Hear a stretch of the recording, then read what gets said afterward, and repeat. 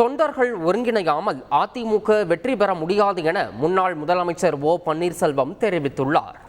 ஏற்கனவே நான் சொல்லிவிட்டேன், அனைத்து இந்திய அண்ணா முன்னேற்ற கழகத்தில் பிரிந்திருக்கின்ற சக்திகள் அனைவரும் தொண்டர்கள் ஒருங்கிணையாமல் வெற்றி பெற முடியாது. நடைபெற்று முடிந்த நாடாளுமன்ற பொதுத் தேர்தலில் இரட்டை இலை சின்னத்தை கேட்டு பெற்று வாங்கி 7 இடங்களில் டெபாசிட் பறிபோயிருக்கிறது. 13 இடங்களில் 3வது இடத்தில் வந்திருக்கிறது.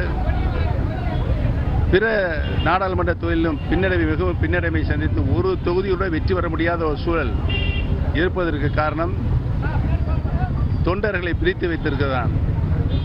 தொண்டர்கள் அனைவரும் ஒன்று சேர்ந்து மீண்டும் அனைத்து இந்திய அண்ணா முன்னேற்ற கழகத்தினுடைய புரட்சித் தலைவர் எம்ஜிஆர், புரட்சித் தலைவர் மாண்புமிகு அம்மா அவர்கள் கட்டி காப்பாற்றிய இந்த இயக்கத்தை மீண்டும் வலுவாக உயர்த்தி பிடித்து மீண்டும் ஆளுகின்ற பொறுப்பை பெறுவார்கள் தொண்டர்கள் என்பதை தெரிவித்துக் கொள்கிறேன்.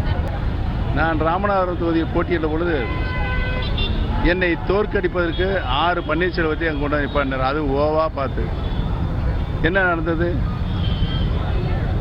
இரட்டை இலையை டெபாசிட் இழக்கச் செய்த தமிழக அரசியல் அருவருக்கத்தக்க அரசியல் நடத்திக் கொண்டிருப்பவர்கள் தான் அவர்கள் என்பதனை நான் தெரிவித்துக் கொள்கிறேன். இந்தியாவிலே ஒரு சுயேட்சை வெற்றி பெற்றிருக்கிறார். இன்னொரு சுயேட்சையாக நான் பதிவான வாக்குகளில் 33% வாக்குகள் பெற்றிருக்கிறேன் என்பதனையும் தொண்டர்களும் பொதுமக்களும் எங்கள் பக்கம்தான் இருக்கிறார்கள் என்பதை தெரிவித்துக் கொள்கிறேன்.